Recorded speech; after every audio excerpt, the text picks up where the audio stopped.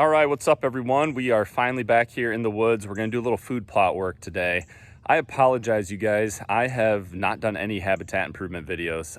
Truth be told, I just haven't had time. I'm actually hoping that that benefits me in 2021 with very, very limited human intrusion on this property, even in the spring and summer months.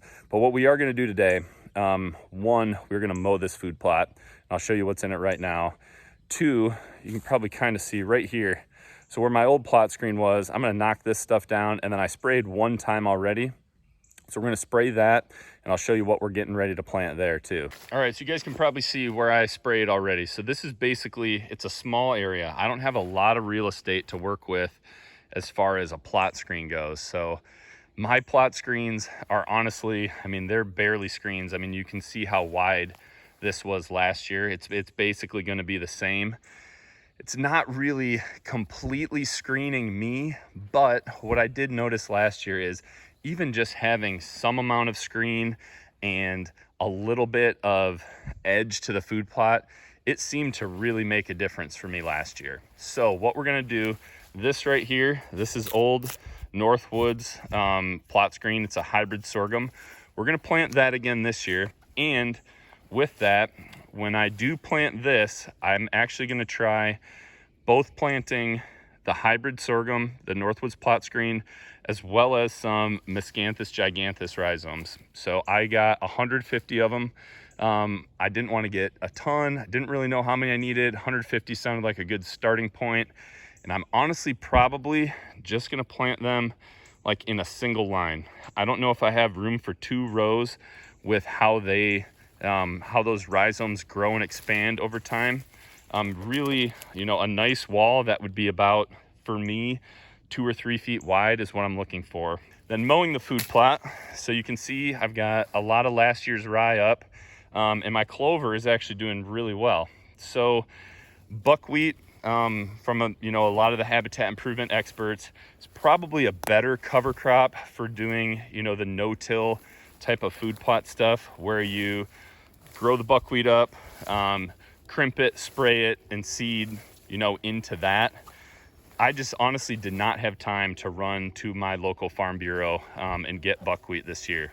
So I got my usual plot spike clover, get it at Tractor Supply. It's really cheap. It actually grows really well, as you can see. So I'm just gonna mow this. This is gonna give the deer something to chow on here in the June and July, and then in probably late July, early August, we're gonna kill all this, and we're basically gonna do a similar no-till method, just instead of crimping it and pushing those buckwheat stalks down on top of your seeds, I kill it, and then I spread my seeds, and then I weed whack all this clover, all this other stuff over top of that. All right, you guys, I hope you can see my tree stand. There's a ladder stand right there in that cluster of trees. What I decided to do, I had some leftover gly. We're back here. This is basically the southeast end of my bedding area, where I've got that stand that I can slip up into. My bedding area goes up that way, and then straight that way is basically aligned to my food plot. I've got some known doe bedding, and there's a known buck bed right back off the transition line. That buck bed is like, I think it's actually over here just a little bit off the transition line, and then there's a big doe bedding area in the swamp just a little further back. So what I want to do is I want to make a trail, and I'm just using my sprayer. Basically, when they come out of the swamp, just giving them a nice easy path to get to my food plot. And this right here, I don't have enough today, but I'm going to take it around basically the whole transition line all the way through kind of this natural trail through my bedding area, and just spray something for them. So I'm basically set up on a trail corner where this one would come, turn to my food plot. There's already trails coming out of the swamp right here, coming out of the bedding.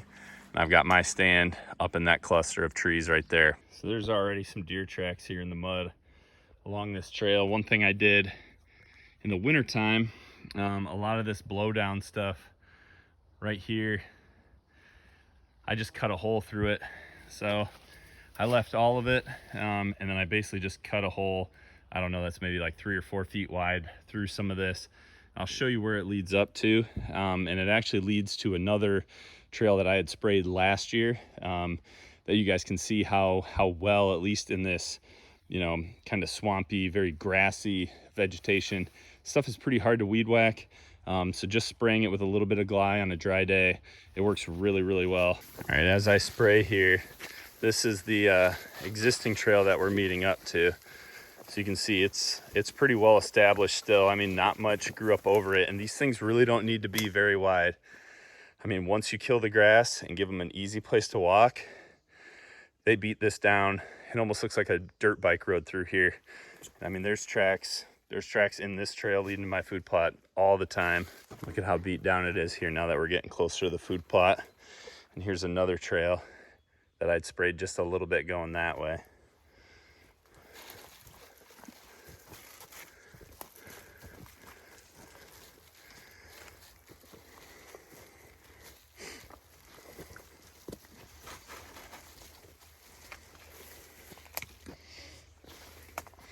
Then we come right up here.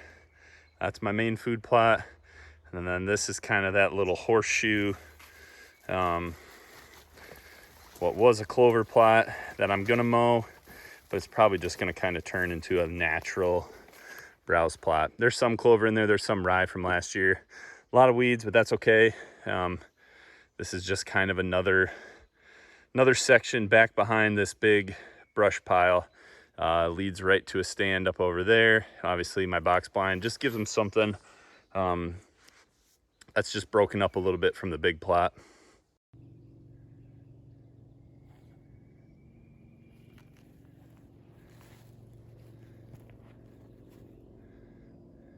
All right, you guys, that's a wrap on the food plot. It looks great.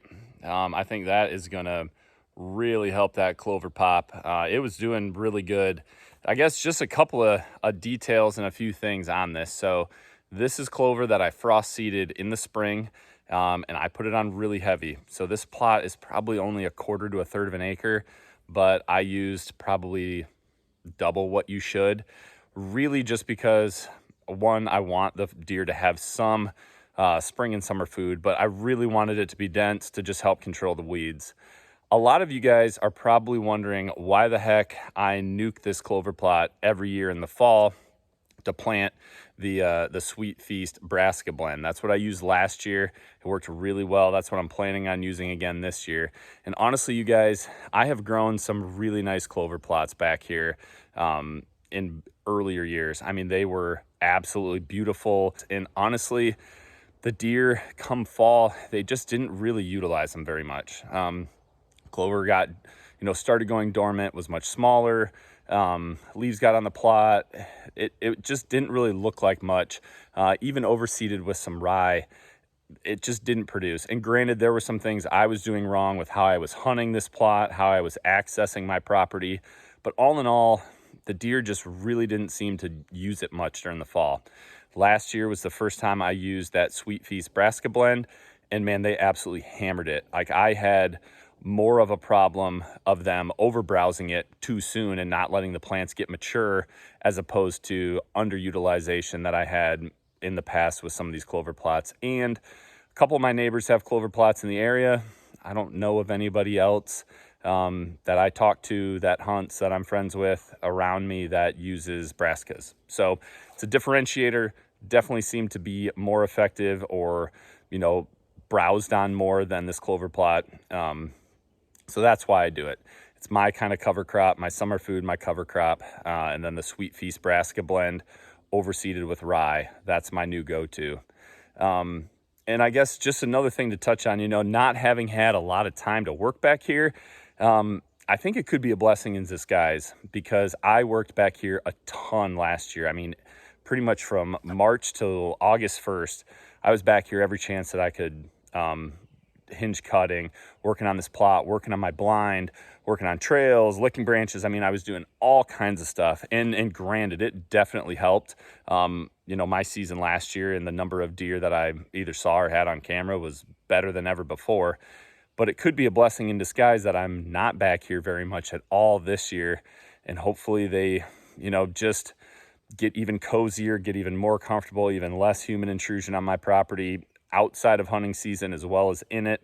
I'm hoping that that also helps. And the other thing is it really gives me a second year to see if my improvements have the same pattern as they did last year. So last year I did a ton of work. I saw great deer, more deer, some new patterns.